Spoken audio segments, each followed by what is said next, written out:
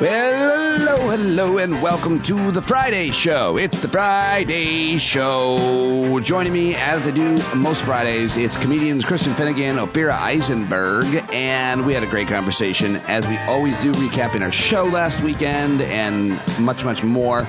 You're going to love that. But first, I've got the amazing, the brilliant, the hilarious, and deeply thoughtful Virginia Heffernan, who is the host formerly of Trumpcast on Slate.com, but now she has a new podcast, which is an amazing, hilarious, well, it's everything that she is. It's called This Is Critical, and it began in October or so, and it's absolutely fantastic. Definitely check out her new podcast. Kristen Finnegan, Ophir, Eisenberg, but before that, Virginia Heffernan. And I just want to say here at the top, it's the Friday Show. So I just got done with our hangout, and it was absolutely amazing. We do it every Thursday night with stand-up listeners and the greatest of all time, one of our all-time favorites, the great Peter Coyote, joined us for probably over an hour. It was amazing. Amazing. He was brilliant. It was hilarious. Tons of listeners asked questions. He told jokes at the end, and I'll share it with you next week. But if you're a stand-up subscriber, you got to be there. It was just amazing. And so was the rest of our hangout, as it always is. Probably drank a little too much, but boy, we had a good time. So that's today's show. I just wanted to give you an update and tell you about the hangout, how much fun it was. But I hope you're doing okay, and I hope that you have exciting plans for the weekend scheduled to take Julia skiing today. So I'm very excited about that. Hopefully that all works out without a hitch. That's my plan. And also, today is Ava's birthday. My daughter, Ava, 17 years old. Some of you, many of you actually have been listening, I think, long enough to know when she was born. Crazy.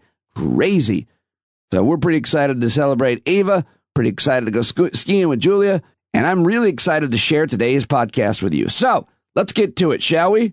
She's a journalist, a cultural critic. She's been a columnist at the Los Angeles Times and a cultural columnist at Wired since 2015.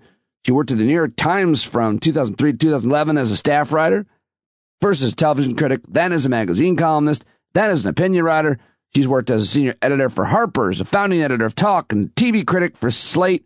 Her 2016 book, Magic and Lost: The Internet as Art, argues that the internet is a massive and collective work of art, one that is a work in progress. She's absolutely amazing on Twitter, one of my favorite follows on Twitter, and the new podcast is already a favorite of mine. I loved listening to it in preparation to talk to you today. Again, it's called This Is Critical, and you can follow Virginia on Twitter at page88, at page88. You see she's not a weather, it gets like local news reporter who was hit by a car. I heard while she was reporting. Oh, I read, is that today? Like I read a headline, but I thought it was a guy, but it was a female and she got. It's a woman. She's hit by a car. You've never seen, unless you've been hit by a car, and I haven't, never seen someone actually hit by a car up close. Like the car just seems to like bump into her butt. And then she just falls out of the frame, gets up, already is on the like, I'm good, I'm fine, but is kind of trying to process the adrenaline. And then goes back to reporting. It's crazy. What was, like, my question about it is, what was the story that was so important for her to continue? It was like I think it was a weather story. So like, it was about how, I know, but so it was about how wet everything was. And she was also very forgiving of the driver. Like she was like, that person was so sweet. It's not their fault, even though they were standing out there with cameras. Do you think that we act differently when we know we're on camera than when we're not? Like if she wasn't on camera and that happened, it would have been, I would imagine, but she's like, I gotta carry on. The show must go on, or I don't want to, I don't know. But don't you, when you are like, if you like fall really hard, don't you instantly start being like, I'm good, I'm fine, I'm fine, I'm fine, yes. I'm fine. Yes. There's never a time that I say the words I'm fine more than when I'm completely panicked. Do you know? Virginia, your femur is sticking out of your leg. Oh, I'm fine. I'm fine. I'm fine. Just, I'm fine. I got it. It's fine. I don't worry at all. How are you guys, though? How are you guys? How was your dinner, though? No, I didn't ask you about it. Virginia Heffernan, everybody. Dr. Heffernan. I'm intimidated talking to you. I feel unworthy. You're highly, highly intelligent, and I'm not sure, like, I can keep up. And I don't mean to open it by like a false compliment. I do feel that. I've always kind of felt that way with you. So I thank you. I'm super pretentious, as you know, too, which should be disarming. Like the number of Latin French phrases I try to use is really, it's even grating on me lately. It can't possibly be more grating than me having to hear every email that dings on your computer. If you don't quit, don't quit that, I don't know what's happening. Email. I'll close that out. Don't even look. I'm fine. Don't even think about it. So I'm so happy to talk to you. I'm really excited about your new podcast. You know, I just want to quickly, I was a big fan of Trumpcast. I listened to it a lot. I stole guests and ideas. But I thought it needed to end. But then I was like, it's such a popular podcast. Why would you end a popular thing?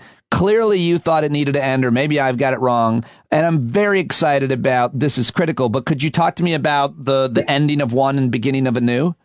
Yeah. So, I don't know if you felt this way. Both of us had podcast shifts, had sort of career shifts relatively recently. Yeah. And during this, at that time where we were always showing up on MSNBC and with lots of kind of gallows humor and foxhole humor about Trump, it was exciting. And I feel like I had a late life kind of adult education, like civics education. Like I just suddenly had to learn everything about federal prosecutors and the emoluments clause and stuff like that.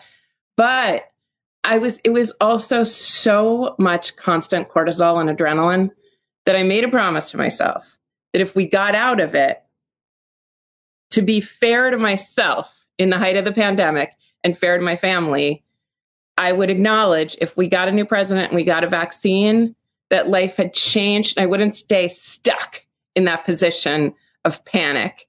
And I would turn to doing the thing that really interests me, which is culture. I haven't been able to totally stay away from the topic, from the prospect of, a hopelessly corrupt Republican Party and potential demise of American liberal democracy. But mostly week to week, I focus on topics that give me new things to think about, whole new things to think about, because over the past 5 years, there's been ketamine. There have been developments in archaeology. There have been things that we've just totally ignored. I mean, what are painters doing right now? When was the last time you thought about painting, or like the Whitney Biennial, or or fashion, or architecture, or literature? You're basically you just listed the things that I exclusively think about. Shoot, gardening. I know you think about all the time. That's just me.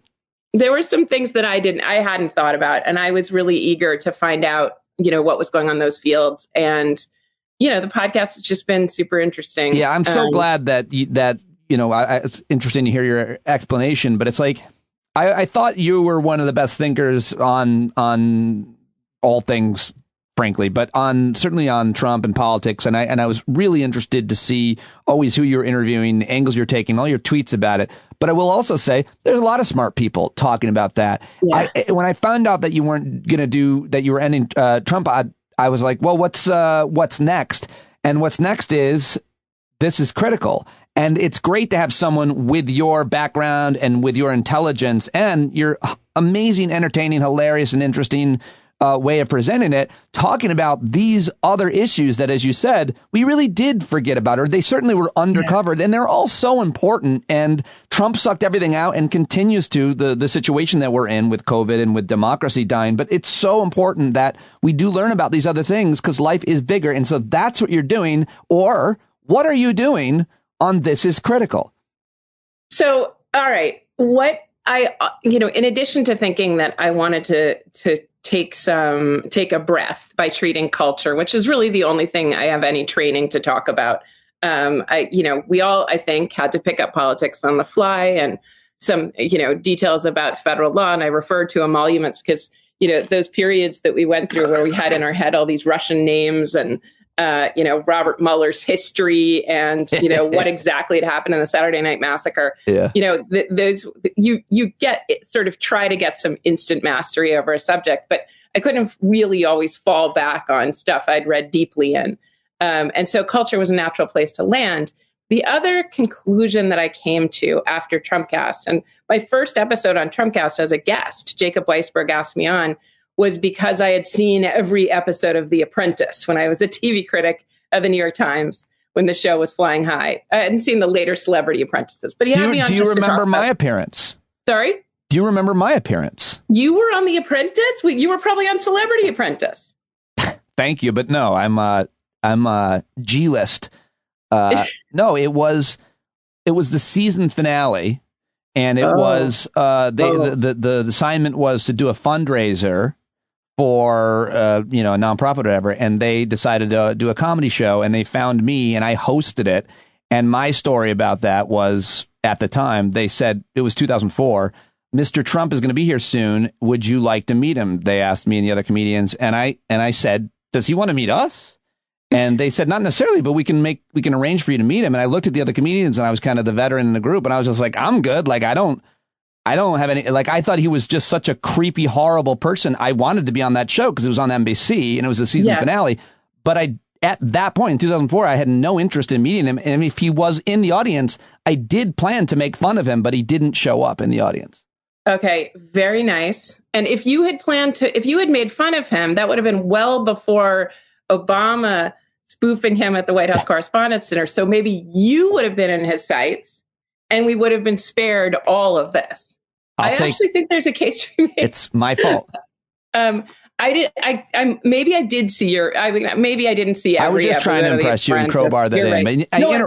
I interrupted you saying that what you learned from covering The Apprentice. So go ahead. Sorry. No, but he brought me on because Trump was a cultural figure before he was a political figure. And there was like a rich cultural context for understanding him as first that host. But before that, a figure in the New York Post, Best Sex I Ever Had, and Marla Maples, and Ivanka Trump writing the Trump card, and, all that stuff that Spy Magazine had taken up and that most of us had put up, many of us in New York had put up within the 90s, that really came to inform either how he'd gotten a pass or how he, a friend of mine says, first we normalized the hair. Like a really interesting point.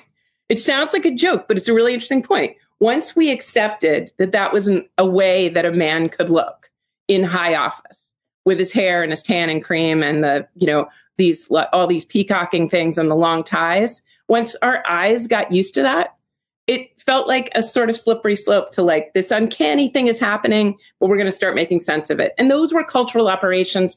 And I felt like I could understand culture up to and including vaccine rejection and climate denial and even, varieties of white supremacy and patriarchy by going kind of to the source, like talking to anthropologists, talking to legal theorists about cultural matters that would give me a broader context so I wouldn't be so terrified about stuff now. Yeah, and it's the way that you did that and hosted that podcast. It channeled all of your concerns and anxieties for all of us, and you still continue to do that, asking the questions that we all want to know the answers to about any of the things that we're talking about.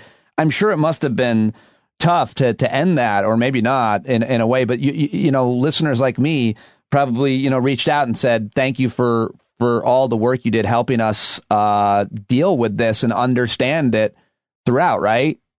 Well, I don't know. I mean, I don't know if you saw that Adam Davidson at The New Yorker sometime along the Twitter path said that a lot of the voices that had illuminated the Trump story came from the margins or came from sort of weird spots where you didn't expect them to come from. Because in a lot of ways, the Chuck Todds and stuff were kind of caught on their back foot because they're used to making TV that goes along normally, and they're not used to being thrown, And there were people, and I count you among them, not that you're in the margins, but, you're not first and foremost a political commenter, but you had a spot where you could say, like, I don't like this. And also you had the emotional range to be able to say those things and express those things. Yeah, that's a good point. It was really interesting to see. I mean, Kathy Griffin, E. Jean Carroll, Mary Trump, people who, and then among commenters, the podcast Mueller she wrote, and then just person after person that seemed like they came into their own. And I guess I count myself among those. I mean, I did a PhD in English, and then I was a TV critic. I had written about politics since 2012, but I'd never taken on a subject this big. But what I felt like was that by virtue of the fact that I hadn't been writing breaking news, I also had a few more rhetorical tools and possibly emotional capacity. So it was very nice. Jay Rosen said, and this is more than a humble brag, just a brag. But at the end of the show, Jay Rosen, the media critic, came on and said he thought Trumpcast had done the best job because we were really available to what was so fucked up, and just being able to say, like, wait, you got to be kidding me.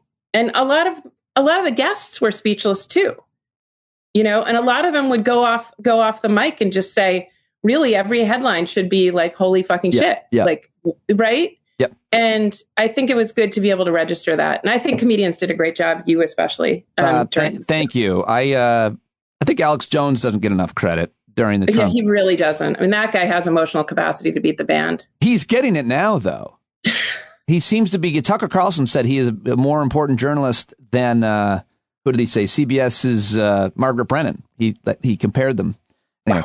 Wow. But I mean, I don't know if you've ever connected with his ex-wife on Twitter. That's this website is free, but Alex Jones's ex-wife, who has really interesting things to say because they're in a bitter custody battle. Yeah. But in the discovery for the custody battle, that's where he made the case that he's just a performance artist. Right. And that stuff, I don't know. Like talk about a voice from the sidelines. Alex Jones, lunatic, his ex-wife, would not have much to say except that she's an ace media critic because of this discovery in this child custody case. It's also his current wife just called the police on them, I believe. But more important, I mean, if that podcast, and I agree with Jay Rosen, who is pretty much one of the most respected critics of journalism in all of media, that it was that invaluable for all the reasons that you stated. So we could talk about it for a long time. I did want to kind of ask like a bunch of big questions and your conclusions on big issues. But I do also want to talk about what we're learning and what I've been learning listening to This Is Critical. And since we're on a podcast, the best thing you can do is promote smart people's podcasts. And so people who listen to this show will love This Is Critical. And I want to talk with you. How many episodes you got in the can now? Like, I think we've been done maybe 23, something like that. Early October, or it started in late September, and it was maybe both of us should be one of those podcasts that said this is the 166th episode of the Lawfare podcast. Like when you say in the very beginning how many episodes you've done, but we don't do that. So I'm not totally sure, but something in the 20s. And I will say, I want to say, this is doing great guns. It's bigger than Trumpcast. It's bigger than any podcast in the history of the world. It's got Ezra Klein beat. It is not. It is a slow burn, and we're attracting, listeners almost one by one. But then now I will say they love it. It's a deep show, and you know this. You get into subjects. We have one coming up on the red pilling of yoga, of the yoga world. Ooh. Right? It's like those kind of things that you're like, some friend of mine was saying, these are things we've had in our peripheral vision for a while. Like, why is that happening? Why is there what they now call Yoganon or Pastel Q? And we have a kind of yoga world survivor who's very brilliant, Matthew Remski, who talks about conspirituality, describe exactly what happened in the yoga world. And it's really intense. So that's one of them. We haven't avoided politics. Jamie Raskin and Hakeem Jeffries, two members of Congress, joined me to talk about their experience on January 6th. My old friend Jamel Bowie, who was part of our Trumpcast for a while, occasionally co-hosted. He was on the podcast talking deeply about January 6th and trauma. So it's fun, but it also should be one of those like a little bit trippy, You know what I'm talking about? Little bit trippy shows that are like, wow. You know, I told you we had this anthropologist on talking about, archaeologist, sorry, talking about how humans may have been in the Americas. So even where you're in Nyack right now? Yeah. Well, yeah. Right near So indigenous people may have been where you are. I think around here, it's like 70,000 years, but in some places up to 200,000 years. And this has been denied for a long time by archaeologists because it's unnerving to think that indigenous people whose heirs still live here might have claims on the land, but they increasingly do. And the other thing is this is Paulette Steeves, who was on last week's episode. She's Cree Métis, which means part Cree. And she also argues that it was such a thriving set of civilizations 100,000 years ago, 150,000 years ago. But it's always represented as though people were just kind of one with the land, when in fact, their form of foraging was really a form of extensive and very sophisticated cultivation, and that the intellectual traditions among some of the Canadian Indigenous people are, precede the Enlightenment by, thousands of years. And yet the things that we consider the showpieces of Western intellectual tradition, the things you always hear people like Bannon talk about, Judeo-Christian, this and that, are in fact inheritances from the native tradition, from the native intellectual tradition. So those kind of things that just blow your mind, I can't stop thinking about Paulette Steeves, and also her personal story is amazing. Weird that it's unnerving to archaeologists. Like, you're an archaeologist, all you got to do is date that bone and get back to us. That's what I said to her. I said, why I just even insulted given racism? Archaeologists so bad. Yeah. Well, the archaeology and anthropology, as I'm sure you know, is just freighted with so much scientific racism, I say in quotation marks, and other forms of virulent racism and ideas of what counts as property and what counts as nationhood, that it's, for some archaeologists, just very hard to shake. And also ideas of empire. A lot of archaeologists are still in a kind of British museum mindset where they just want to go ravage these sites for treasures they can take back to museums. Wow. So. I don't know anything about the archaeology at all. I've always been far more fascinated by anthropology, but certainly they're both super important to learn about. And the fact that Virginia Heffernan is talking to any of these people is a fascinating thing. You are like one of my favorite thinkers, period. End of story, outside of your fiance. But I want to get into him in a second, but because it's a hilarious story. I met and fell in love with this dude in like 7 minutes. But like I just love the way that your brain works. You so often say things that I never thought but completely understand and agree with on Twitter, much less on the podcast. Who are you? Like, how did you get to be like you, so intelligent and articulate, and how do people raise their children to be like what's your story? What motivates you? What inspired you? How did you end up being this person? You don't want to talk about it? I was early. I'll say, I think the main stroke of luck of my childhood was that I got a chance to get on the internet very early in the ARPANET era days.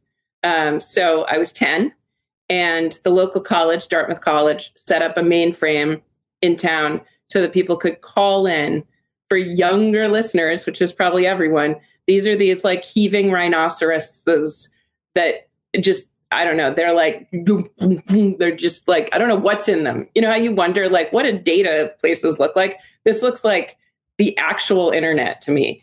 And people would dial in, and not just dial up, on a regular phone pushed into a coupler, like this thing called a coupler. It's like a kayak with rubbery things. We know them from the movie War Games. You know them from War Games, and that's what the screen looked like too. So we dialed into a network, and you could play D&D style games on it, and it was black with those green phosphor letters in the front, same as in War Games, and And I really did just fall for this mode of communication. And it was a way to, like I said about Alex Jones's ex-wife, it was a way to meet people, even though I was 10, 11, 12, 13, who never would have given me the time of day, in the way that like Gary Kasparov's on Twitter. Well, there were people that struck me as just as interesting as Gary Kasparov, but because it was the 70s and 80s, they used heavy metal names or names like Apollo. Or Jimmy Page. But so it wasn't quite like Twitter, but it had the same kind of parts of masquerade, flirtation, witticisms, just stuff that was like super interesting to me from the beginning. So there was that. Then my father teaches English and is like a very literary character. So the combination of tech and books is good. Someone called you one of the finest living writers of English prose. Oh God. Yeah, that was me. I was sock puppeting. No, that's someone at Columbia that I won't embarrass. But yeah, I mean, I definitely I like the writing more than the reporting. So that's why I think I'm suited to columns and verbal stuff. I don't want to get out of my chair and like go talk to someone. Hello, girl reporter. Mr. Mayor, isn't it true that 24 years ago you were caught? That kind of stuff is hard. That person that was hit by a car while she was reporting. I can't do that. You're not poking fun at it. You're saying you couldn't do it. You wouldn't. I just want to sit in a chair like you and tell people what to think and ask questions and tell some jokes. Well, you're basically one of the best in the business at it. And so and it's funny because here's the backstory, folks. Like the first time I talked to you on my SiriusXM show, I told my producers, I was like, can we get her on as much as possible? And come to find out you're busy a lot, but you joined me regularly. And then like, I don't know, a couple times we invited you on and you couldn't do it. And I was like, and then that was the serious years. And then a publicist reached out and said, hey, Virginia Heffernan has a new podcast. Would you ever have her on? I was like, what do you like? All the time. Like when? Yes. Like now. How about now? And of course, here you are. But I just think that you're one of the. This whole interview is me kissing your ass. It's not that interesting. But I'm trying to promote This Is Critical. It is such a good podcast, and you are such a smart, dynamic, original, interesting, hilarious person and real that I'm just so excited to anytime I get to talk to you. So I'm going to shut up and ask you a question. Okay. Okay. Thank you, Pete. All right. How are we going to live in a post-Roe world? You are great when it comes to commentary regarding lady stuff and obviously politics. And you did a podcast episode back in December about this with Carrie Baker. And I just want to know what you think, seeing as that we're at where we're at now. This is a lot of time has passed, even since you did that podcast, and things have changed on the issue. What can you tell me? Well, I mean, one issue is I want to give some framework and say, I would say I'm an optimist by nature, but I'm not. It's not an optimist by nature. I'm an optimist because I've seen the data. The last card in our deck with Roe is self-managed abortions. Self-managed abortions using misoprostone, which is one of the two pills that's the gold standard for an abortion. They're $1 each. You have to take 12. $12 abortions. These things are available everywhere. And Carrie Baker, what's her name again? Carrie Baker. Carrie Baker. Yeah. Okay. Yeah. Carrie Baker is fantastic on this subject and is helping with various organizations to get them to people. What's great about self-managed abortions is it takes this just ridiculously trivial procedure that is basically the expulsion of, a few square centimeters of mucous membranes from an organ, right? That's it. You don't have to talk about anything. You don't have to talk about the Bible. It's just that thing. It could come if it were for you, it could come from your nose. It could come from your urethra, the zygote. Like whatever. And it has been turned into this crazy, the number of superstitions that cling to this thing are insane. Why didn't they pick on another procedure that's like something to do with eczema or whatever? In any case, abortion does not have to be you don't even need the sort of paternal figure, the doctor that used to be in the equation, but nor do you have to beg Brett Kavanaugh to let you have bodily autonomy. I mean, how ridiculous is that? Our rights are our rights. They're inborn. They're not something that is like generously bestowed on you by Clarence Thomas. And I'm just like, I'm sick of having legal arguments around something that is a like easy health question. And what's great is a group of Brazilian women were looking at saw an ulcer medicine, very available medicine for the treatment of ulcers caused by things like NSAIDs, caused by analgesics, particular kind of ulcer. They were looking at this, available in regular pharmacies, and it says, if you're pregnant, don't take it if you're pregnant, because it'll cause a miscarriage. And they said, that's what I'm looking for. And they started to take it, and what they did was there's different language around this, but it evacuates your uterus, it empties your uterus.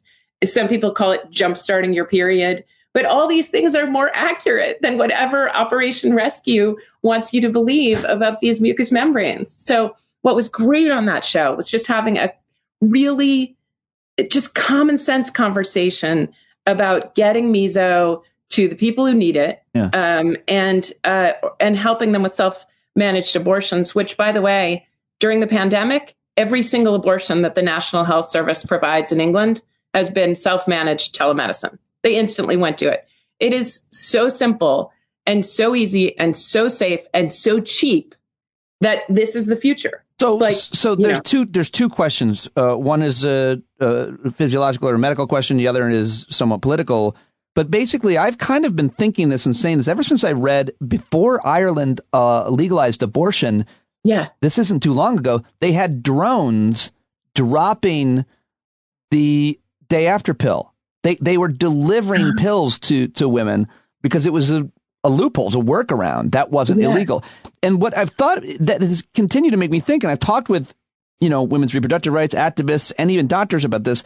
And what I'm thinking is we're not going to go back to the past backroom. We're not going to have this dangerous atmosphere. And even in states where abortion is illegal, you're going to have this option to take a pill that's cheap. Right. And so this is not the 70s. No. Or before then. It's a completely different. But then the other question is, does this medication work?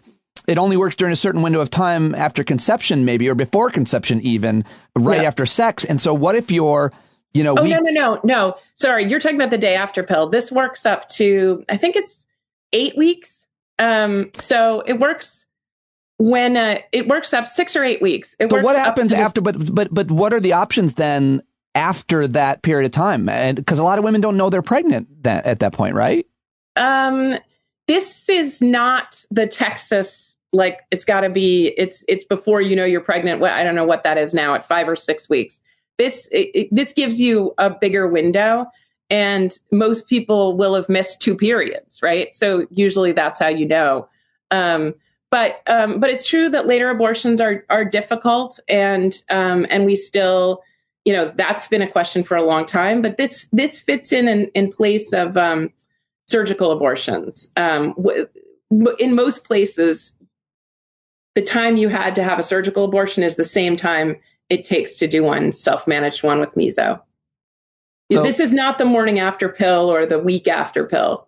Got it. Thank you for clearing that up. But it still is going to be difficult for some women to get and to obtain an abortion. But at the same time, I think what you're saying here, and this sounds right, is we're in a completely different atmosphere, and there are options that are not surgical, and no law can stop them. No law can stop them. I mean, it's amazing. Most obstetricians and gynecologists, the vast majority at the time of Roe were male, and there certainly weren't, these women in Brazil finding off-label uses for ulcer medication, or women trying to kind of think this through on their own. And there are networks of midwives, there are networks of doulas, and there are certainly networks of gynecologists and gynecological nurses, who are women, or at least recognize the ways of people that can get pregnant and who are very used to just the pragmatic, on the ground way of getting people meso, which is used in developing nations, in places where it's difficult. You know, the UN distributes it, and other NGOs distribute this pill. I should add, it is not always effective to cause miscarriage, meso alone. So what we call the abortion pill, in the gold standard abortion pill, is something called mifepristone and mifepristone. It's a little confusing, but they're two together. But mifepristone is regulated. Meso is much more widely available, which is why it's the best one to use when you need to distribute it in places where they're like watching the mail, you know? Right. Yes, that all is important and makes sense. Although it's interesting how there's a lot of developing countries that don't have an issue with abortion the way that America does. So yeah, and Ireland. I mean, can you imagine? It just, yeah. I mean, Ireland has made abortion legal. I will say, I was in Ireland a couple of years ago and met a guy who said, if you grew up poor and you grew up one of 14 children like I did, you're pro-abortion. You know, I mean, his couple of his siblings died, right? Yeah. Because he just didn't have anything. So, you know, his mother, everybody wished there had been fewer of them. And, you know, so I think the idea is, if you have a ton of forced pregnancies because, and everyone, you know, is overrun with children, and men are overrun with children they have to support, even if they were accidentally conceived, that's an interesting predicament for a country to find itself in, that might bias it in favor of, a very simple solution and an easy medical procedure. See, you can get so much more of this analysis on the new podcast that I have linked to, of course, in the show notes. I don't know anything. I don't know much about depression. I only have dealt with it as a result of circumstances, and I've always just thought about it that way. Relationship issues, financial issues. At this point now, I get pretty upset when I have issues with my daughters, who I have great relationships with. It gets me really down. But I never really called it depression. And so, but I've always enjoyed and thought it important in a public forum to discuss it as honestly and openly as possible. And yet there's so much controversy about it, and the words that we use, and obviously the diagnosis and treatment and medications. Mm-hmm. So you have done, I think it's your most recent episode on the usage of ketamine for people who are depressed. Yeah. My friend Miranda Yaver, who is a constitutional law scholar, has been very public with her struggle. And she said, basically today, off to get my ketamine therapy. Hopefully it works, or something like that. So I really don't know about it. And so I'll listen to that episode and learn all about it. But what can you tell me now? Why should folks care about this? Well, the subject came to mind because a couple friends of mine, including Miranda, had gotten really good responses to ketamine transfusions and for long-term treatment of depression. Then they go back periodically for maintenance. And also, I saw ketamine made an appearance on White Lotus, Mike White's TV show. Yeah, and I didn't watch it, but I heard. And I started to. What were you going to say? I hadn't. That show came out while we were on vacation in Cancun, and everybody's making jokes about my family. I'm like, I don't know what you're talking about, but I still haven't seen it. Sorry, go ahead. I think they take it. I can't remember if they call it ketamine or Special K, which is what they called it in my bad druggy days. I start out in this conversation with Bita Mogadam, who is a neuropharmacology researcher. I start out in our conversation. I just told her about my own experience with Special K, which was very undistinguished. Someone sprayed it on a sleeve of mine. It was a club drug. And in the 90s, someone sprayed it on my sleeve and said, breathe this in. So I guess it was like, I don't know what I'd never done another drug like that, but anyway, that's how I did it. And I instantly felt completely crazy and shattered and then passed out. I was sitting on a bed and I just lay over backward. So my last memory is I guess, breathing in the sweater. I remember like the weird feeling of breathing in the sweater, and then I was done. So I don't know what it's like to get a high out of it. It certainly didn't treat long-term depression. So what she told me about it was that this was first a combat anesthetic. So You know how you hear that fentanyl is like, we're going really far with the drugs that like our street drugs now. They're like drugs you're supposed to be doing surgery while you're under, not, they're not just psychedelics or something like to relax you. And ketamine was that. It was like, it worked very, very well on the battlefield. Short term, it takes effect immediately. It's very safe, unlike fentanyl. You wake up from it, for instance.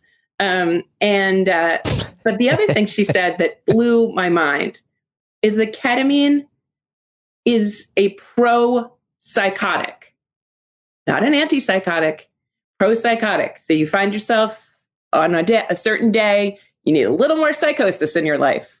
Time to take some ketamine. I wondered if the fact that it is pro-psychotic, right? Not psychotic enough today, got to take some ketamine, means that depression might be the opposite of psychosis. Like you're sort of like, on an extreme continuum. So we talked about that on the show. We talked about how ketamine has made its way into these kind of spa-like spaces that are a little bit in the Botox, Medi-Spa, teeth whitening world. And there's something a little ominous about that. You go, it's very expensive to get these transfusions. There's a little Sackler factor. Oh, no, a Sackler factor. I think we have a sound effect for that. Stand by. Sactor. Wow. The Sactor. Which is what? So, just a little bit in the sense that, you can't make money on ketamine because it's a very old drug, just selling the drug. So they set up these clinics that are so posh and chic, and you sit in these chairs and you listen to cool music, and you have a trip sitter, who stands by to make sure that you don't totally flip out. And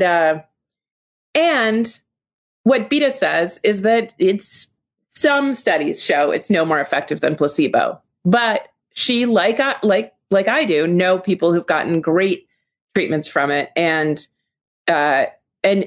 also it's pretty safe. So it could be expensive. It might not be as effective as one would hope it would be, and it's kind of weird to get blood transfusions. But otherwise, I mean, look, I do many, many things that help me without understanding the science, help my mood. And this also might have science backing it up. She allows the possibility of that, but she's a little skeptical about the biggest claims for its efficacy. Last question for you about you and the podcast. How do you vet guests? How do you decide that the person you're talking to is really smart and is going to give you like the best possible take available on your questions? And maybe I'm making assumptions that that's what you're looking for, but certainly is for when I'm talking to folks. Definitely. I just do the old fashioned, slightly arduous thing, which is read their books. So, I wanted someone to talk about anti-vaxxer athletes, and there are a couple people who've written about pseudoscience in sports. But I sort of skimmed their books. I get them from this library app. I don't know if you have it. It wasn't until I got the third one that I bought the book and read it, and then had him on the show. And that show's coming up. It's just an old read the books thing. All right, one more question then. You're so smart, and a lot of it's because how much you read and you write and stuff. But like, how do you read in 2022? Like, what is your reading? Oh my gosh, I want to show you my device. Oh, I just got it. It's a thing that goes around your neck that my kids think is so dumb, but it's little lights, and it doesn't hook onto your book, but it just shines on the book. Okay. And it makes me able to read even though my vision is failing. Okay, that's one way. But like the time that let me be more specific. When do you sit and read a book, and how do you sustain interruptions from alerts? Like, do you have time that hey, this is when I'm going to read, because you must read so much? Yeah, I think it's sort of like all or nothing with connectedness. It's not that hard to just like put your phone in a different room and close your laptop entirely for an hour, and the brain revs up again. And I'm sure you had a time in your life where you just couldn't stop reading. Like when we're in our 20s. Yeah, for sure. But I'm going to say on Amtrak. Yeah, for sure. But I'm going to say most of it was before phones. Like, I'm so addicted. Well, what about, do you know the Libby app? This is another news you can use for listeners. No. Libby, connect to your NIAC library, public library. You can sign out books for free, and they go right to your Kindle. It's amazing. You get a library card. You just feel like a citizen, you know? Oh, I thought this app was going to audiobooks too. I thought this app was going to help me like ignore my alerts. Oh, That's one of my problem. I am a serious or it's not even like addicted. When I'm running my own like entire podcast daily, it's like I feel like I have to be connected because anything could go wrong. I need to know it, and it's just like a need. It's like I'm no more important or anything than anybody, but I just feel this constant connection, and it interrupts my reading. I find myself when I do sit with a book, which I'm trying to more and more because friends have books coming out, and I want to. It's like so beneficial, and yet I still don't do it enough. So I don't know. I think you can pick it up, and also don't be so hard on yourself about this stuff. I mean, Twitter is reading, you know, and sometimes reading like really just because things are short doesn't mean like Blaise Pascal wrote in Pensée, and they were no longer than a tweet. I promise some pretension. You got it. Well, I really appreciate you waiting until the very end. Yeah. Well, I wanted to spring it on you before you had time to Google. Thank you very much for joining me. Give my best to your fiance, which you publicly have announced, I think. Yes. A man engaged, very happy. A man who can do anything, as far as I can tell. It's true. I mean, this guy, isn't he like a writing professor, but he also is like a repairman? Like he can fix anything and build anything? He can build anything, and now he's it's just so much woodworking upstate. You know, turns out lots of people need electrical work and plumbing on their places upstate. I often talk about the category I'm in on the sexual spectrum that is needed, where there's LGBTI, whatever else there is, and then there's specific men in my case. So like Anne Hemsworth, but also and your fiance, because I felt for him. He is so wonderful and dynamic and skilled. I was like, I want you to be my life partner, I think. Yeah. Well, I think he felt the same about you. That was I'm glad I wasn't there, because that seemed like a very dramatic level. Well, whatever. Just situation. The whole reason I'm excited about your new podcast. Everybody should listen to and subscribe to This Is Critical. But I also just wanted you to tell you to have him text me. All right. You got it, Pete. Thanks a lot for having me. Thank you, Virginia. All right, there you go. Page 88 at Page 88. That's her Twitter handle, and the new podcast, This Is Critical. Check it out. Check Virginia Heffernan out. Let her know that you enjoyed her on this show. What a wonderful person and conversation. And I was so happy to get to talk to her and catch up. Please go check her out and let her know that you heard her here. Read her at LA Times, at Wired, and of course, follow her on Twitter at Page 88. All right, now it's time to get to our weekly conversation with comedians Kristen Finnegan, Ophir Eisenberg. Please go check out everything that they're doing on the show notes and follow them on Twitter. And here it is, ladies and gentlemen. It's the great Gareth Sever with the introduction, as always. Christian Ophir, Finnegan, Christian Finnenberg. However you slice them up, you get a different word. If you say it fast enough, you clearly sound absurd. When you say it louder, it sounds like they're real words. Christian Ophir, Finnegan, Christian Finnenberg. I don't think you're ready for what you haven't heard from Christian Ophir and Pete. Yes, the great Gareth Sever with that jingle. We used it every week because we talk almost every Friday here on Stand Up with comedians Christian Finnegan and Ophir Eisenberg, and I am so happy every time. I love getting to look forward to talking to you guys on Friday, and most importantly, I loved seeing and being with your full bodies Saturday night in person in Pennsylvania performing. It was so great. I'm very excited to see you both. Hello. Our full bodies? That was really creepy. I didn't like that at all. Being with your full bodies. It's so amazing to finally be with your full bodies. But yeah, that was a full body experience. That was a full body experience. Yes, full body, internal organs. It was breathing systems, fingers and toes. It was a lot of full bodies. We were together Saturday night in Southeast Pennsylvania, not too far from Philly, at a golf golf club, country club, where they do a comedy show, and there were like 200 people there, packed in a room, no masks. No masks. Very few. There were a few. That's right. Very few masks. And we all did really well, especially you two were killed. And it was this, I will just speak for myself. Pete killed it, everybody. Just so you know, Pete killed it. He's being honest. Well, not with material. So, not with anything I planned. So, by the way, the stuff I did plan bombed. So here's the thing.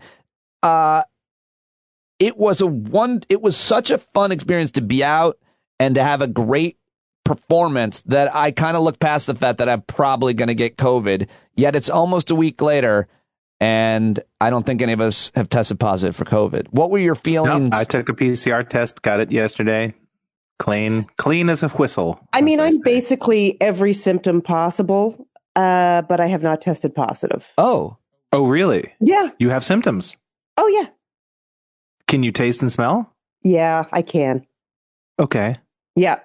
But no, I mean, either I have like a pretty classically bad cold or COVID. This is like the new, the way you look at everything. I was like, Monday night, I had a scratchy throat. I was like, oh, that's it. It starts with a sore throat. This version, right? This variant. It's like, here we go. And then Tuesday, I was like, oh, now I've got the sniffles. And then yesterday, I was so tired. I had to cancel everything. I was exhausted. I couldn't. And then I took my temperature and I had a fever. But that could have been wrong because I'd just come out of a shower. Okay, well, anyway. Well, now you got me concerned. So Ophir got COVID, but Christian and I have. But I did 3 rapid tests. Uh-huh. What do you got? Which, as we all know, are completely dependable. What do you got? A guy on the corner selling you tests? Well, no, I have him here. Okay, so I gave you a little bit of my perspective. How was your thought, Ophir, being on stage with that audience? Have you had a crowd that kind of good in full of COVID? No, filled with COVID. And how did you feel being up there? And I mean, it was a weird thing to be worried while you're on stage that you might get sick. But I was having so much fun. I also didn't want to leave. Well, then you also just kind of go like, well, we made this decision, so we might as well see it through. Yeah, I mean, I do feel a little like maybe I wasn't as responsible as I could have been because it didn't even occur to me. I just assume that everyone is like New Yorkers, or at least in this general area. If I was flying to Texas or Florida, I would be like, oh, okay, they're probably not checking vaccinations. But I assumed they were there, but I don't. No. So nope. I assume, I made. So I'm sorry, world. But on the sorry, world. But on the other end of things, it was so fun, and that crowd. Yeah, this is the thing. I will say, New York crowds. I think they're getting better. I don't know what your view is, Christian. I want to hear it immediately after I finish this sentence. But I do feel like not in the greatest mood. Mm-hmm. No, 100%. 100%. The shows are happening, but those crowds are like, it's not like it was a few months ago. Not like it even was last month. People are depressed and they're not. People are depressed. And also, I think, like you said, they're ambivalent about being there in the first place. And so they think that somehow it's like, okay, well, I'll go, but I'm not going to laugh.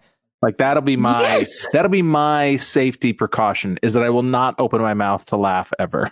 I totally agree. And so even if they come in with, it's hard to change someone's mind. Like I feel like it's that thing that you would say to an audience when you were mad at them in the past. You'd be like, what? It's like my job to change your mind. Like, no, you have to come in here with like an attitude. This is a fun thing. I'm not here to change your mind. Yeah. But that's what I feel like. I feel like audiences are like, change my mind that this was a good idea. And you're like, I can't. Yes. Yeah. Like, no, I definitely have noticed that for sure. Okay. How do we feel about our show in Pennsylvania? Not like that at all. Super fun. There is a thing that happened that Ophir and I witnessed that Christian, I wanted to wait till the taping to tell him about. And I didn't give you the end of it, Ophir, but Ophir and I are in the back of the room. Christian is wrapping up his set. He's killing. He's been the whole time just killing, not even a remote lull.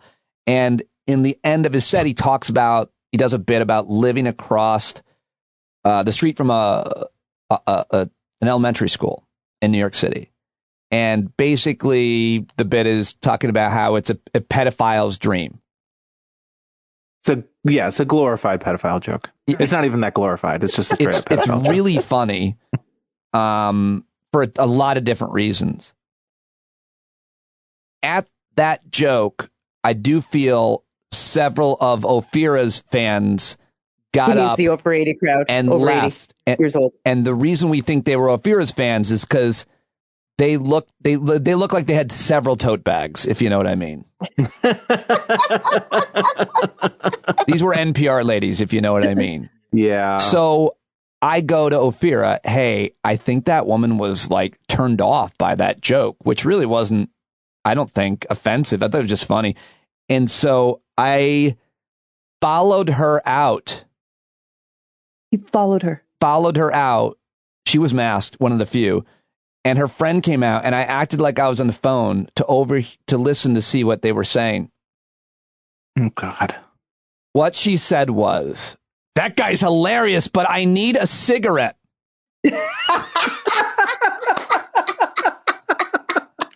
See, never judge the tote bag ladies. Never judge the tote bag ladies. They just need those bags for their smokes. At that point, and in her defense, just cartons of cigarettes.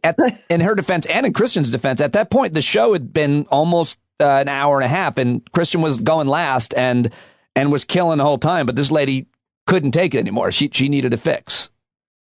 Well, that made me feel better than I thought it was going to halfway through the story. Yeah. It's just lung cancer. It's not an opinion about my material. And she had the mask on because she has a comorbidity. So and by the way, again, with my judgment, actually, Ophira said first, she's like, I think those are my people. And I was like, oh, yeah, probably, because the look of them. But she didn't sound how I thought she looked. She was a white-haired, pleasant-looking, just normal-looking lady who looked like she was a huge NPR fan and was happy to be there. She pulled off her mask and said, that guy's great, but I got to get a cigarette. I was like, oh, my God. He sounds like a smoker. Oh, great. So. See, and that says everything about that crowd, right? It says a lot, and it says, it also says a lot about me that I followed her out and faked a phone call to listen to her. You're so good. I thank you for doing that, for that sort of diligence, because that is market research right there. And then there was the other time where, Pete, you were talking about you wanted to talk to someone in the audience about their storage facilities, because as we were all driving there, just in between the small towns or rest stops, there's just these pieces of land just full of storage public containers, storage facilities, public storage places, and just how these are popping up everywhere. You're like, someone's got to have one. Yeah. And so one guy participated. You were like, who has one? This guy's like, yeah. And then I think you just said like, do you want to talk about it or what's in it? And he just went, no, totally shut it down, which is not great for improv. Yeah, it's very bad for improv. And as a comic, you don't know what happened, right? I don't know what was going through your mind other than like, what, like, body parts. Nobody forced you to respond to my 90% rhetorical question. Like, and then the guy who runs and owns this club franchise ran up to me and he goes, I know that guy. And it's because he's getting a divorce. And I was like, oh my God. First of all, if he was willing, so clearly he's like half moved out of the house or something like that. So that was what that implied. So if that guy he's clearly just so upset and damaged, he couldn't get into it, or perhaps all of his friends are there and he feels too exposed.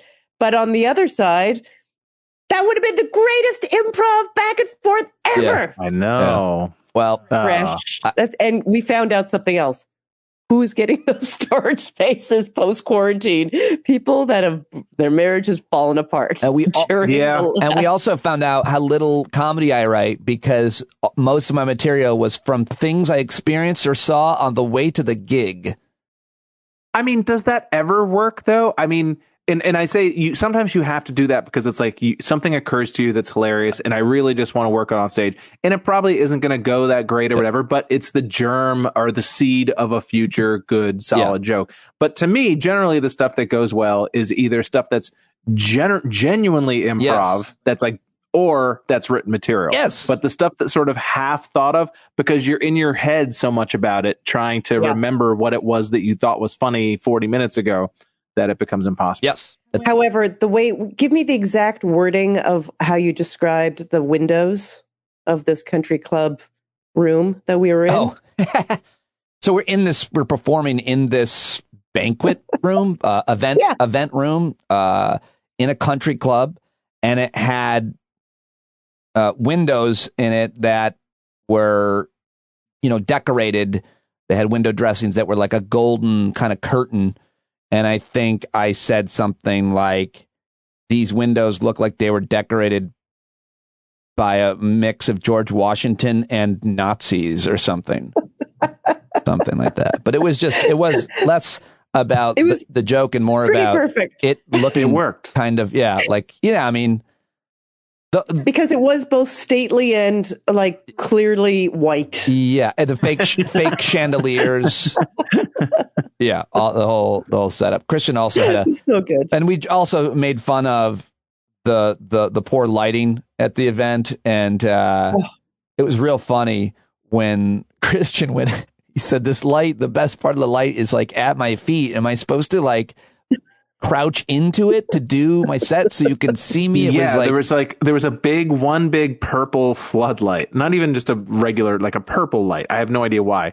And none of it was on your face, but there was one spot on the wall that was very illuminated, that was bright. So if you bent over at the waist and did your entire set like that, you would have been you would have found your light, as actors say. The bottom line in the end is that it was really, I think we all agreed that it was fun. We had a great time being together. It was great to kind of be together and watch each other perform. I laughed so genuinely hard at both. Although I will, one other note, can I just say that we had a real puppet show in Spinal Tap moment for people who've seen Spinal Tap, but we were not in the main ballroom apparently because we had been preempted by a Sweet 16 birthday party. Like that really lets you know it was not a quinceanera. It was quinceanera's 15. That's 15. Oh, the lady yelled out in the audience, 16. It's a quinceanera. Right.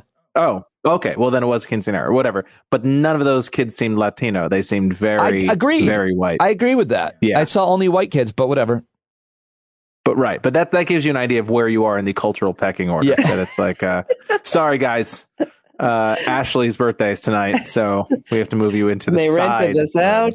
Yep. Yeah, that happens. I've been bumped by many a bar mitzvah and quinceanera in my career, I suppose. I've also worked them. But anyway, and I'm available. Worked them, like tried to get numbers and stuff? My price is low. Hey, do you guys like comedy? Handing out my website to all of them on the way out with my phone number. Give me a call. Drink tickets.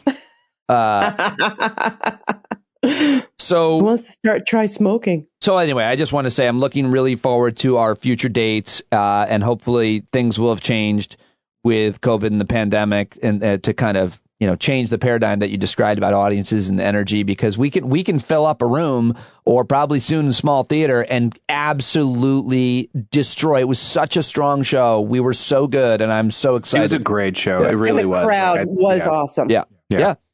That crowd was awesome. That crowd came to be like, let's have a good time. You're like, oh, I remember this. Yeah, I think we all have so much armor over the last couple of years that we're sort of just girding ourselves like, I hope they're just slightly convincible. The idea that a crowd would come in like ready to laugh seems very, very foreign, very distant. So it was almost like we're like the dog who's been beat a lot, and we're just like, oh, you want to pet me? You just want to pet me? And oh, this is different. That is amazing. An amazing. You picked up the hairbrush and then you just used it to brush the hair.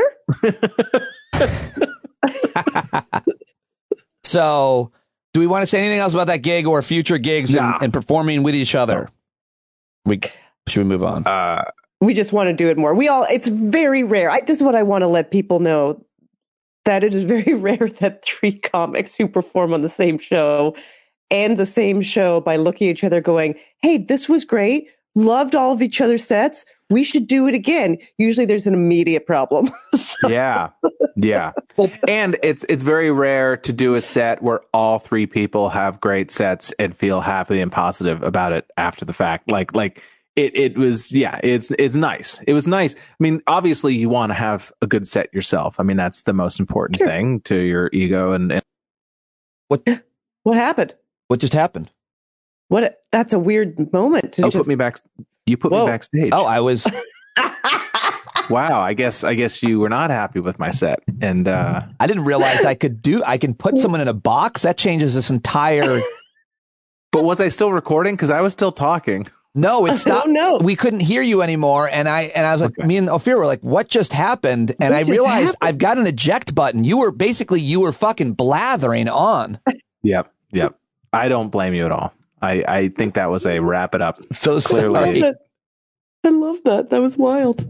Oh, okay, please continue. Okay. No? Oh, I have nothing to say. I'm just saying it's rare to have just a great feeling about the show overall and have the other comics be doing well and you not to resent that in any way. Yeah, right. Right. Just be like, okay, great, cool. Great. I did great. You did great. Yeah. And it's, there's all kinds of questions. Just last thing I'll say about it is you go to see a comedy show and there is a rhythm to it if there are several performers. This person does this person does that. And there's, as I think Ophir just mentioned, there's a strength. The comedians usually get better and better. And then the way that we set it up, we can do it differently anytime we want. I went first, Ophir went second, and Christian closed. And there was a host who did a lot of time, too, and set a different tone than certainly we were setting. But that was fine. And he was funny. But I loved it. I love the dynamic of the three of us, the way that it went. We're all so different. And the one thing I noticed is I just loved when you guys walk on stage, it was just like there was a certain confidence that began and continued throughout. And I just so enjoyed the presence of everybody. And it just comes through that people were walking out going, that was amazing because we were all really good. And I love the rhythm and flow of it all. And I can't wait to do it with you again. And maybe next time I'll go second or something. I don't know. Yeah, maybe not. No, sure. Yeah, maybe we should just keep it the way it is. At least one more time. Well, I only felt on your birthday. I felt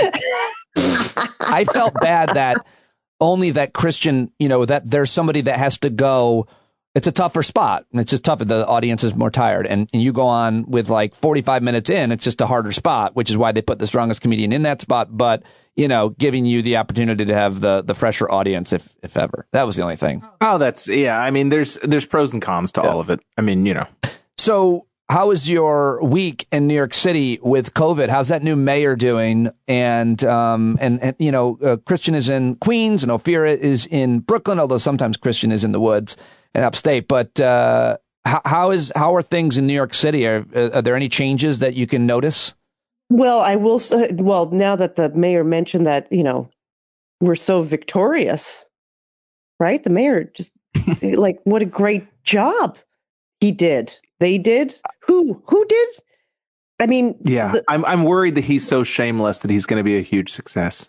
Do you know what I mean? That it's just like, in many ways, he kind of does the crap that Republicans do that drives us batshit, which is just like when things are going well, it's because I did it, but maybe that'll be successful for him. I have the feeling that stuff can bite you in the ass. It's like taking credit for low gas prices. It doesn't really have anything to do with you. Yeah. But yeah, I mean, literally the arc has kind of gone exactly what health experts have predicted. And it's not good enough. I mean, it's just gone from 20%, which is like, what? 20%? What do we, I mean, that was an extreme number. Now it's 11%. Like, I'm not going to go like, woohoo, till it's under 4. Did you guys, I mean, he said, the quote is, let's be clear, and this is one quote, let's be clear on this, we're winning and we're going to win because we are resilient. And one of the first days of, first of all, I always get annoyed when someone says our city is resilient. I'm like, okay, then no star. I mean, I don't know, but Boston strong, right? Syracuse strong. Let's go. But the issue was that when he first came in, the guy said, New Yorkers have been wallowing long enough or something like that. And I was like, New Yorkers weren't like, they were at the tip of the spear, and people, especially on the front lines, have been dealing with this and going to work and have been resilient. I just wonder if if you noticed that. It kind of seemed like he was shaming you or that you were feeling bad for yourself as a New Yorker. But now that he's there, now you can be strong again. It was that's what I heard. I don't want to slam him too much because kind of I think what he's referring to, in other words, is sort of what Ophira and I were talking about with audiences 10 minutes ago, which is there is just kind of, people have had a stoicism. I would call it stoicism more than wallowing, of just kind of like keep your head down and just get through this. Yeah. I think somebody on Twitter said like, I've been, let me just get through this weeking for the last 2 years, right. Right. And I think that's what he's referring to. And, him coming in now as the tide is going to turn at least temporarily just because of the arc of how Omicron is manifesting itself, sure. I mean, I guess now would, not even now, but maybe 2 months from now will be the time to kind of come out of our shells again. That's certainly how I was feeling in the spring of 2021 of like, hey, we've got to stop. We've got to psychologically start to get back into a place of living life again and not just, embrace our loneliness. And, we can't just become cartoon characters of, Chicken Little. Like we have to actually re-embrace life again. And I think that we will get back to that point again. I just don't think we're there yet. It's silly to assume we are. Yeah. And I just feel, God, I mean, again, I went out to dinner with a friend. We sat outside in one of those heated huts together. And then I went into the restaurant and it feels like, you're in the COVID world. We're sitting in our hut. We made the choice. There's 4 other huts beside us, seeing these small parties. We're like, we're going for dinner. Hooray. It's freezing. We're wearing a coat. And then I had to go to the bathroom. So I went inside the restaurant, and inside it's like hundreds of people, mass up. People are cheersing. They're cutting up steaks and yelling. And I was like, there's 2 different New Yorks being lived at all times. And that to me is like a huge, actually, I find it very problematic because there are people there's tourists, and then there's people who are just, I don't know, I guess just done with it. And then there are people maybe who have had it who are like, I don't care anymore. And then there's other people that are like, I don't know how to live in this world. So let's go outside and sit under a heat lamp in our coats and spend $45 on dinner because this is all we can do. And I would like these 2 things to join because it sucks for everyone. The poor waiters, watching them go in and out of these vestibules in the like minus 20 wet. I just was like, everything about this is wrong, and I'm contributing to it. I always felt bad for the people delivering your food that probably didn't have health insurance. David Tell, I just saw him recently on stage, called them the third responders. And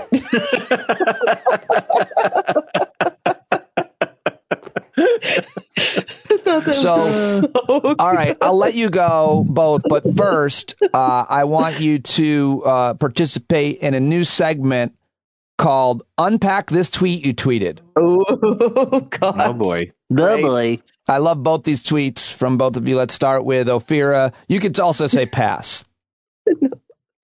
Ophira tweets, after this long in quarantine / lockdown / pandemic life, I realize that marriage is not about the years. It's the minutes that get you. That got me in a lot of trouble here at the homestead. Moving on to Christian's tweet. Homestead got me, by the way. The palatial Eisenberg manse. Exactly. Yeah, the lodge. In the lodge, it was not popular. I didn't know you guys were homesteaders. Okay. Well, I will edit that out. So no, please. I mean, it's been out. It was on the tails of another joke that Jonathan saw me do. Actually, he heard me because it was a Zoom show, and he was like, "That's how you feel," and I was like, "It's a joke. Like, come on." So, and I will say you did that joke at the show, I believe, and it killed. And to me, that's one thing that Cambry, my wife, is super great about, is that if people laugh at a joke, she takes that as a sign that, okay, well, clearly this is universal and it's not about me and I can let it go. Whereas if it doesn't get laughed, she's like, see, get rid of that joke. Exactly. That's always been our policy as well. So it was just like, he's mostly joking around, but he didn't love that. So Christian also had a tweet, which I love for just so many reasons, but it reads this way. This is bullshit. All my cries for help keep getting drowned out by your cries for help. Yeah. It's awesome. Yeah, that is very 2020. Yeah. It really is. I mean, I could relate to that. I really thought I felt like, yes, I don't know. Is there anything you want to say about that tweet? I don't know. I feel like it pretty much speaks for itself. But yeah, I mean, I do try to not to put anything that's personal or emotional. I do try to put through the mental filters. Like, is this am I just wailing into the void? Like, am I asking for somebody to give me a hug here? Because maybe there's better ways to do that. Like maybe actually ask for a hug from an actual person, or I do try to sort of sift through that. But I think we've talked about it before, that I just get so sick of people just, like, save this for your wife or your therapist or your parents or something. It's just, stop it. I don't need to be your therapist. Right. And especially when it's just this stream of, I think I know I've used this metaphor before about how there was a kid when I was growing up who used to take all the food. We'd be sitting together at the lunch table and he would just swirl it all together into a giant mush. Yeah, that's Matt Sheridan. Whatever it was. Matt Sheridan. Huh? Matt Sheridan is his name in my school. Yeah. I think we paid him to eat it then, but yeah, and it was the kind of thing where he pretend that he liked to do, but then it was, no, this is a bit you're doing now. Yep. But and when people would get grossed out, it'd be like, it's all going the same place. It's all going the same place. Right. And that's how Twitter feels to me too often, where it's just like jokes and my mom died and political ranting and cute dog, into all of a sudden where it doesn't have distinct tastes anymore. It's just one gray mush. So yeah. I rarely go on Facebook, but it still happens. And I went and I scrolled through Facebook and I was just hit once again by how much of Facebook is people memorializing someone who has died in their life. Yeah. It is 75% of that, or a pet dying. Yeah. Doesn't even have to be. Yeah. It's mostly death. And I was just thinking of Zuckerberg putting together Facebook that was originally to just rate hot girls, and how now that same picture would just say dead. Like all those hot girls you were rating, they're dead. I'm going to rate hot eulogies. Well, who knew it would turn this way?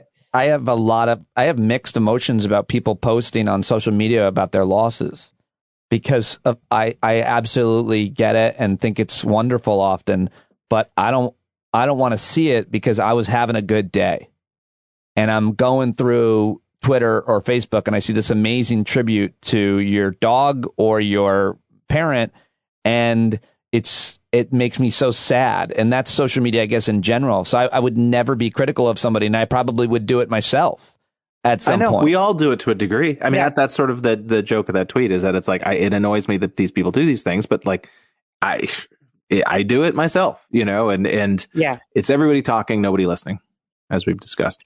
Well, yeah, that's what I said. I have to say. I like to end things on a down note. So. Huh? I like to end things on a down note. The final thing I'll say first of all, you can't. This is just a funny image. Help, our dog exploded is a very popular tweet. That's from Christian, and it doesn't quite reach Pete's hot tweet. I don't think it does. I mean, 5,000 likes is actually a hot tweet. Yeah. I mean, but dog pictures don't count. I mean, dog pictures. I guess it's just that you have to see it and us talking about it. It's hilarious. Yes. What can I tell you? Just go see it. But it's great that you brought it up on the podcast where no one can enjoy it. I just love the image. I'm already just thinking about it. There is one thing I wanted to confront you both with, and again, I wanted to wait. So on Saturday night, I walk into the venue. Christian had gotten there first, and there was a small holding room, like a green room, if you will, but a holding room for us. It was small, and I walked in. And I believe either Christian had his mask on or he put it on. And then I put mine on because I was just following the leader. But if you had yours off, I might have kept it off. And then Ophir came in with hers on and kept it on. And how did you honestly feel? Well, I mean, that room was so small. I felt like it was appropriate to have masks on in the presence of other people, I think.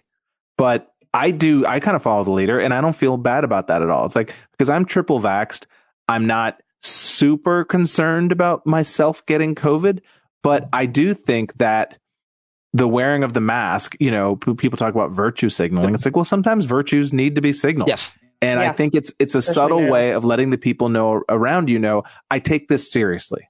And it's like, if we decide mutually, like, hey, we can take these off, then so be it. But I want to start from a place of assuming that you're very nervous about COVID, and I want to meet that to show respect, personally. Ophira. Yeah, I mean, I think as soon as I got there and I walked into a small room, but I had the mask on, and, my brain was already moving forward, and I was thinking, this right now, we're doing it, but it is going to be a moot point in about 10 minutes. That is true. That is hilariously true. And as the night went on, you and I were standing right next to each other, taking notes on Christian, and Christian and I, notes on you, taking notes, talking about everything, like whispering to each other, like close up. And so were other people. And I also just want to say, I noticed, and I hope you did too, Christian, that Ophira's mask matched her sweater, her top. Yeah, color. She does that. Is that right? Is that a thing? Thousands of masks. Yeah. I do have a lot of masks. Are they all like certified? Jewel tones? They're all jewel tones. What'd you say? They're all jewel tones. Jewel tones. All from Stitch Fix. Well, I was impressed. I was impressed by that. And I just wanted to get that social issue out there. How do people behave in such situations?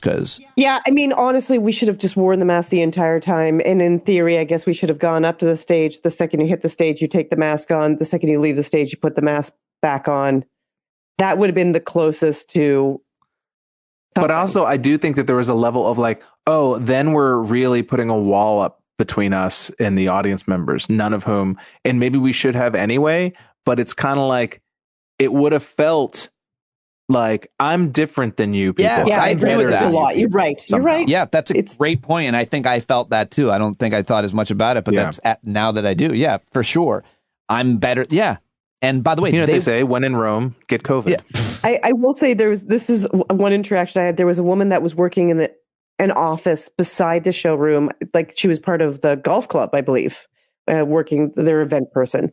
And so she came out right after my set and she goes, I've been working, so I haven't been able to see the show, but I just hear so much laughter. People are having an amazing time. And I was, thanks so much. She goes, oh my goodness, but it's really cold in this hallway. Is it cold in your guys' little green room? And I said, no, because she was like, I'm freezing. She goes, is it cold in your room? And I go, no, because there's a little heater in the corner. And then she just looked at me and went, yeah, it's my heater. And I was like, do you want to get it? She was like, no, I thought they thought you guys would like to have it. Wow. Hilarious. Well, listen, folks, bottom line is this. I really love that guy's child molester material, but I had to get a cigarette.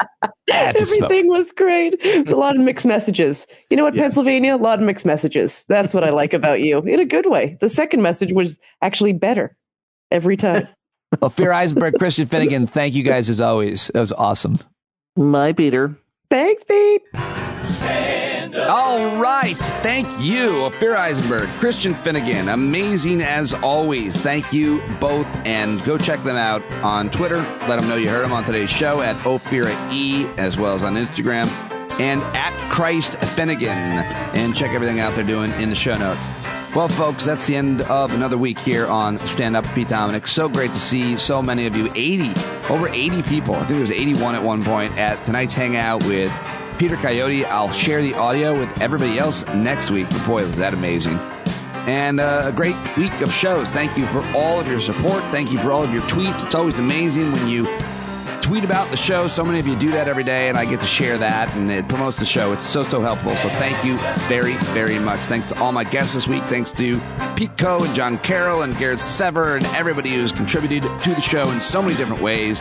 That's all we've got for you. But John Carroll is going to sing us out one more time, ladies and gentlemen, with our favorite song. Here we go. Have a great weekend, folks. Happy birthday, Ava. Stand up, stand up. No need to point your rifle to defend your town. Just stand up. what you're laying down. Oh, you better stand up. Stand up. Show your face of every color, yellow, black, red, and brown. She's the place where every lost child will finally be found. There's only one thing to do before we stand our ground, and that's stand up.